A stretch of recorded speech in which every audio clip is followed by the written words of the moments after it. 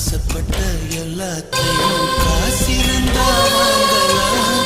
அம்மாவை வாங்க முடியுமா?